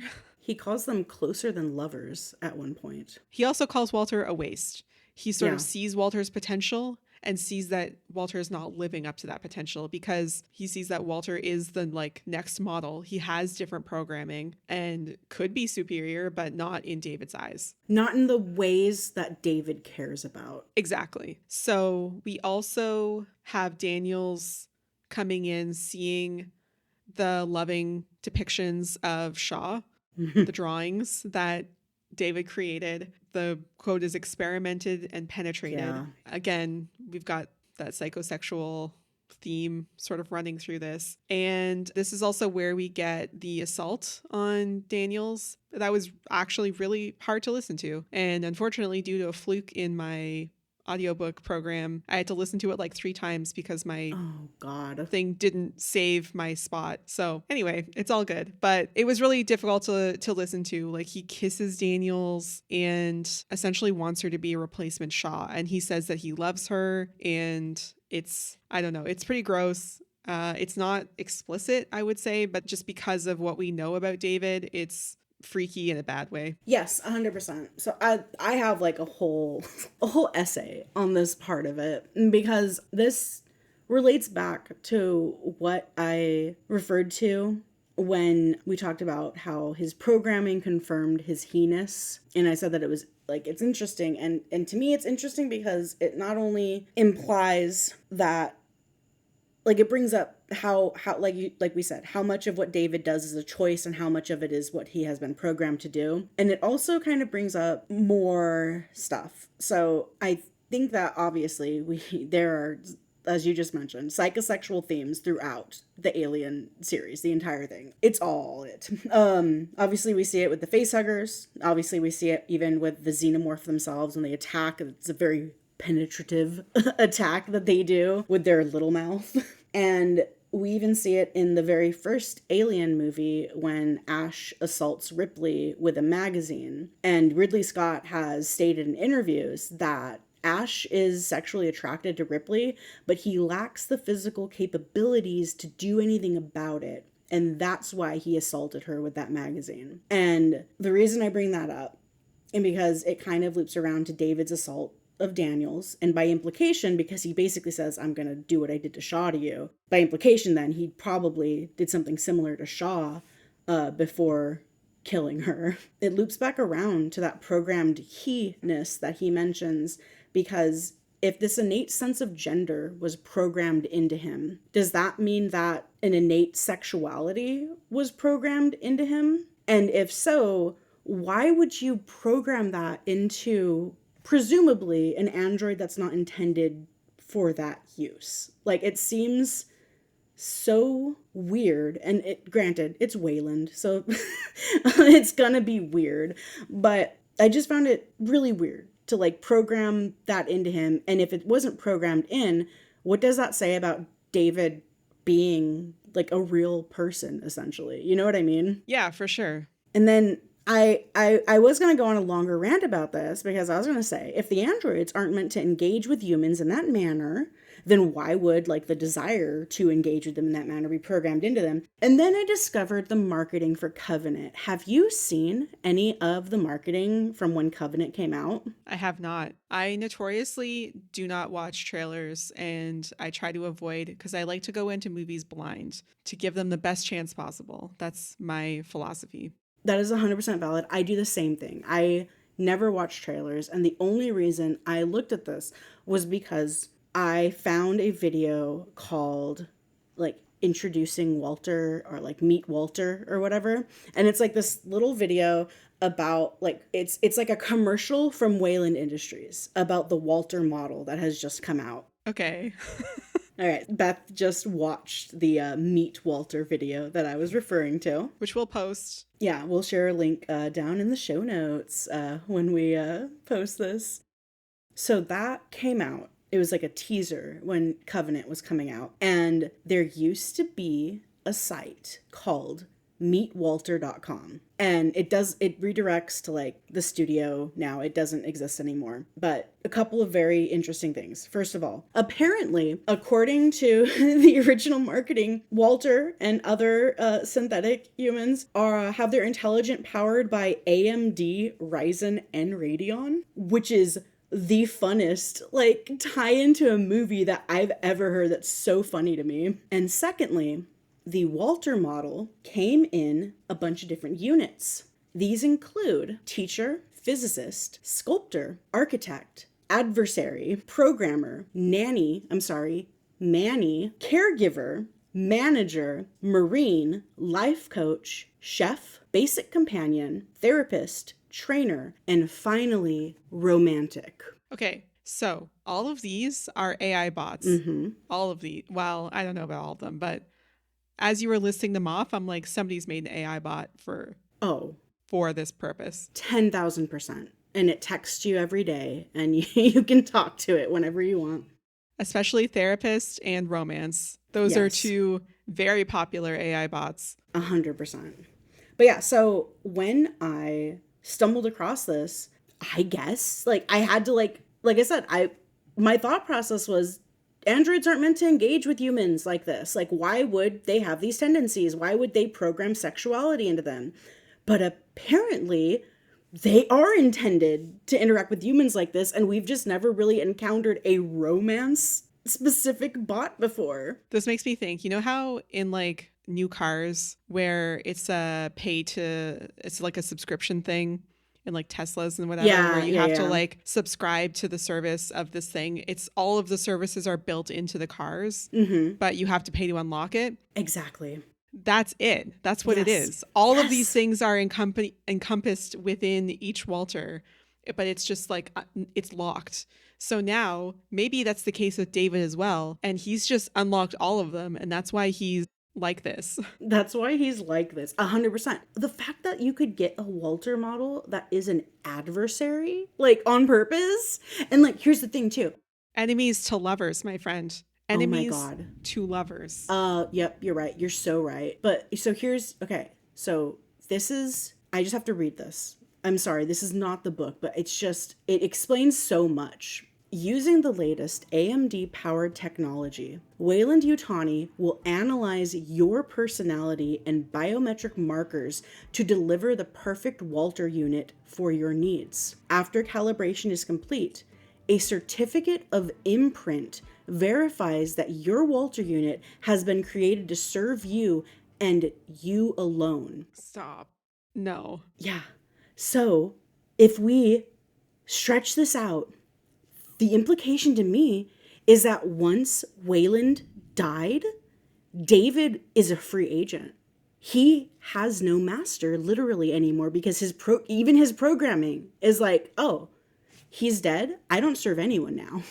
This is such a flaw. This is so awful. Why would AMD want to be associated with this? Why would they see this and be like, yeah, we want to be the Wayland stand-in. This is what we want as a company. Right? It is bonkers. It is so crazy. But yeah, this was a whole, because like I said, I've engaged with the movies. I've never engaged with like anything outside of it. So this was a whole new realm of stuff for me. Oh my God. Okay. Yeah. This explains so much, I will say. I choose to believe that this is what the case is that Wayland died and David was like, sweet. Now I'm imprinted to me. I'm doing it for myself. 100%. It's David's big day out. And I can't wait to see David as a Manny on the Covenant with all those little alien kids that he's gonna have. Oh my God. He's going to take care of the Oh embryos my god. in the embryo drawer. But we're getting ahead of ourselves. We still have to kill more people before we can get there, Yes. unfortunately.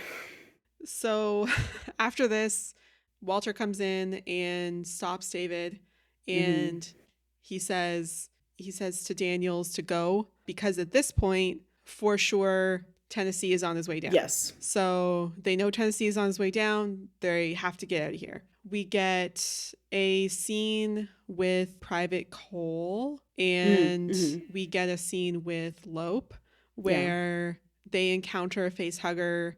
Cole shoots it off of Lope's face. I found that in the movie, they were a lot more obvious that Lope got infected. I didn't find that in the book, it was like as clear that he got face hugged. Yeah. Like in the book, it was a lot more ambiguous. Like, did he actually, or did he shoot it off in time? Blah, blah, blah. Like in the movie, I found it a lot more clear that he did. Yeah. They never really actually specify that it like completely attached to him, really. That's It's just right. like it launches at him and then Cole reacts and then like the acid Yeah. is burning him. Like it's just it's very, and it's Yeah. probably on purpose, like to leave us Oh, wondering. sure. But yeah, it was way less clear in the book than it is in the movie. Yeah, they have him, Lope puts his arm up to block it. So it Mm. sort of makes you think, oh, maybe he didn't. So the Aurum xenomorph now attacks Cole. So rip Cole. Cole's dead. And Lope escapes. And he and Daniels go to run towards the lander to meet Yeah. Tennessee, who is now here. So we get like a brief sort of description of like the perfect fighting between Walter and David, how they're like perfectly matched and it's like so fast and so cool and we wish you could see it. Don't you wish you could see this fight? But you can't anyway. We're back over here. So we get them running towards it and then when Walter tells Daniels to leave, he's like, I'll be right behind you. So there is the implication that he's going to catch up and he's like pretty sure that he's going to win. So we get the fight briefly and oh, actually, sorry, I should mention before this, before the attack on Daniels from David, what happens is that David attacks Walter and tries to shut him down. Right, he disables him. So Yes. he thinks he's disabling Walter, but when he saves Daniels, he says there have been a few upgrades since your day, and he's able to recover. There's like Yeah. an automatic recovery process. He's not able to be just shut down just like that quickly. Yeah, and I think he also regenerates to an extent too from the damage. He does. Yeah. Yeah. He does. So, going back to the fight, we get the fight between David and Walter, and then it quickly moves past into running with Lope and Daniels, and then mysteriously, Walter, David. I mean, ooh, who is it? We don't Ooh, know. who is it? Ooh, mysterious. The book describes it as Walter. He Yeah. arrives, and He arrives. Sorry. he arrives. He says that David has expired. They kill the xenomorph that's attacking them and they make it to the Covenant. Yeah. This is another scene that I think, obviously, with a movie it's easier, but the movie does it better. All of the action Yeah. scenes, really. I just don't enjoy reading action, honestly. It's a little, Fair enough. yeah. We do get this great line before the fight, reign in hell or serve in heaven. Yeah. So I also made a note. We're in the spoiler section. It Yeah. is David. It's not Walter. Sorry. What? Rip Walter, I Yeah. guess. But I will note that David stopped the xenomorph long enough to stop it from killing Lope. I suspect he knew that Lope was infected, but I could be wrong, but that's just my suspicion.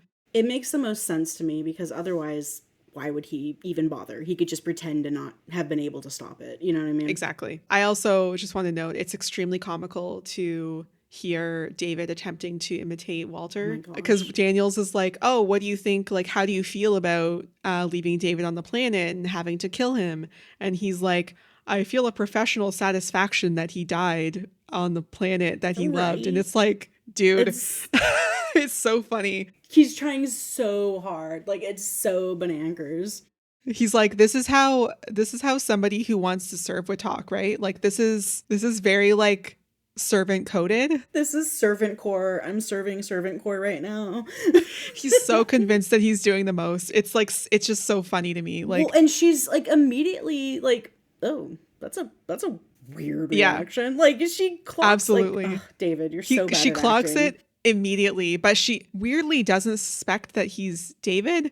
I don't know. I feel like I would suspect if he was acting strangely and I knew that Yeah. he was fighting his doppelganger, I would be like, maybe I should do a little check.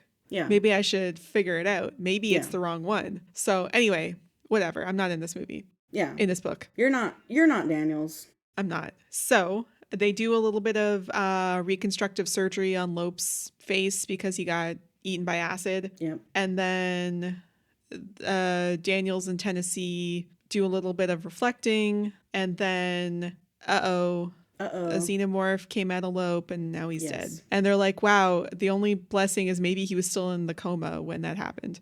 Which is so fucked, honestly. Like, that's so dark. But I mean, it is.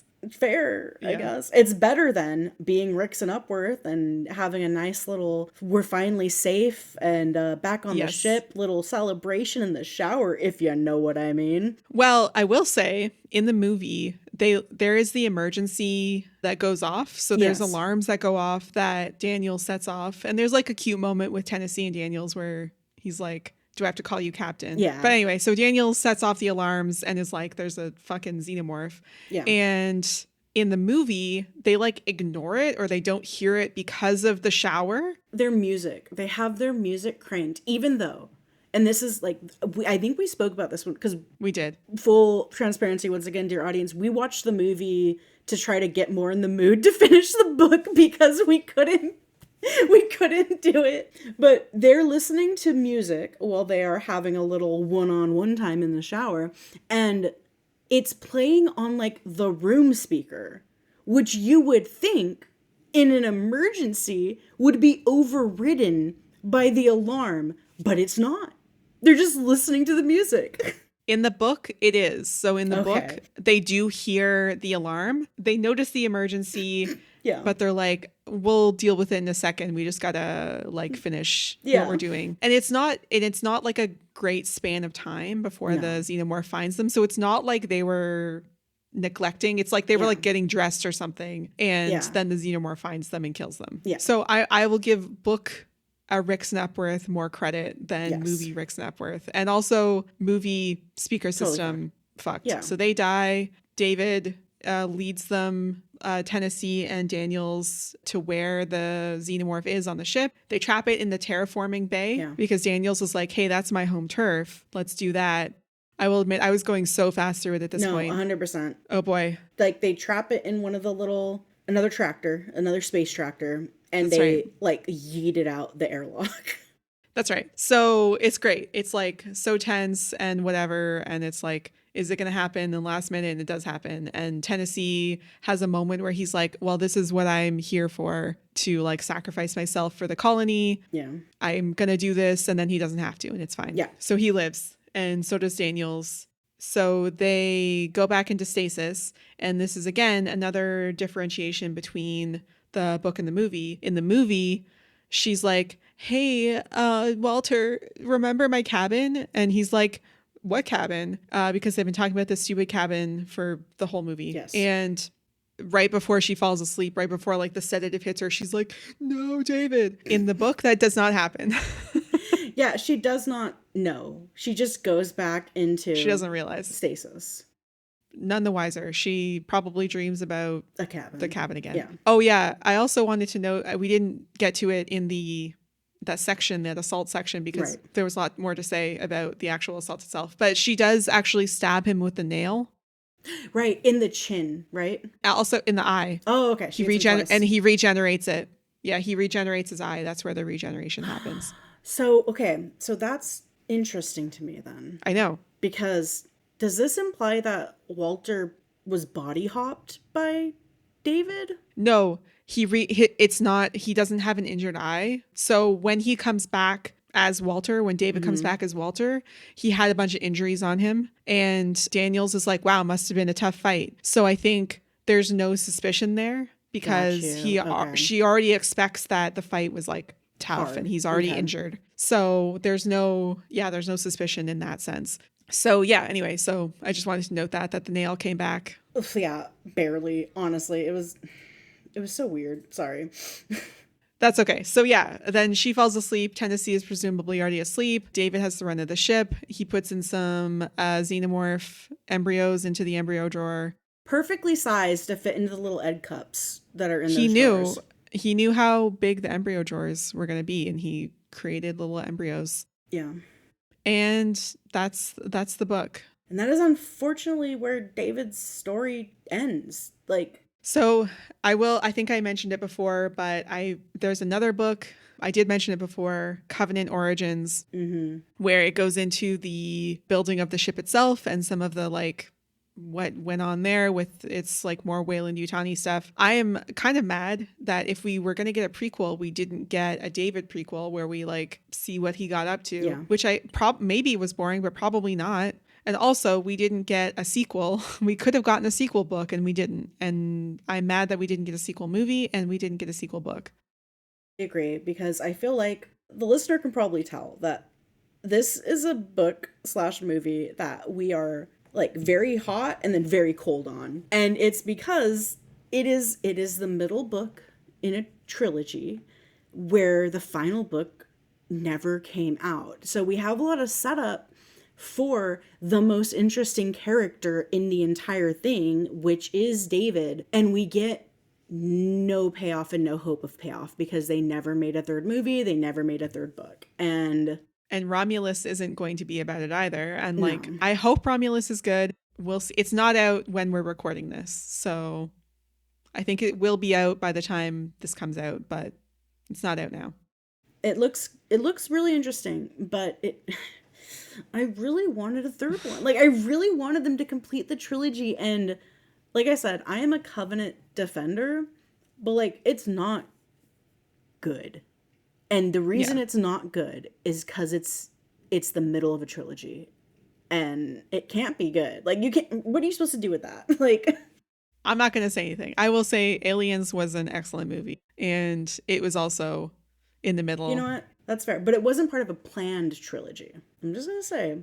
I'm with you. I'm not gonna argue with you. I think it could have been a good book, but I think we can leave it Yeah. there. Now it's time to spin the wheel. Oh, the And since wheel. it's our first episode, I will explain that the wheel has a bunch of categories of books on it that we have pre-selected. We have a list of books that we have fit into those categories, and based on what the wheel says, that will determine our next read. So we'll spin the wheel. The wheel will choose a category for us, and within that category, we get to choose the book. And we have a lot of books and we have a lot of categories.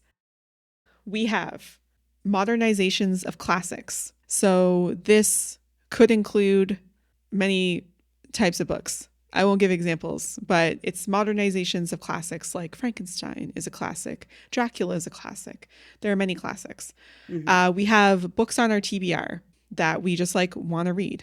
We have trending recommendations. So this could include horror book influencers, people that are recommending books, things that are sort of up and coming. We have revisited favorites. So these are books that we really enjoyed and we want the other person to experience and enjoy. We have seasonal or thematic books. For example, there are a lot in the sort of Halloween category or spooky season category or fall. That is a theme. I would also say haunted house is a theme.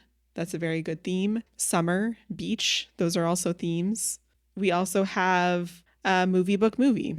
So this is where Covenant would fall. It is a movie book movie. We also have a controversial category for me, Resurrected from the DNF Graveyard, where we revisit books that we did not finish for one reason or another, and we make the other person read it, and also we read it. It's controversial for me because I, previous to this year, did not finish a lot of books. I did not have a lot on my DNF list. I've recently learned self-care and I've started to DNF more often. So I'll have more to add to this category later on. But those are our categories. Yeah. So without further ado, please. I'm going to go ahead and spin this wheel for us, and we'll see what we get. And this is going to be my pick, everyone. So I'm excited to see. And the next read, oh, controversy right away. DNF Graveyard. Oh boy. Okay. No, so this is a controversial one, actually. The book from my Resurrected from the DNF Graveyard list that I would like us to give a little go to is The Final Girl Support Group by Grady Hendrix, which is controversial because I know, Beth, that you're a big fan of Grady Hendrix, and I know that a lot of people are big fans of Grady Hendrix. I felt like it started out at a nice pace and kind of slowed down, and that's kind of what made me fall off. So I'm excited to give it another go. Ooh, I am extremely excited about this one. I have not read this one. I went through Ooh, a little period of time where I was reading a lot of Grady Hendrix, and I actually didn't end up reading this one. I read a few of them: the Southern Vampire Book Club and Horror Store and My Best Friend's Exorcism, but I did not read this one. So this is extremely fortuitous. heck yeah. I'm excited to read this one after Covenant that was so hard to read.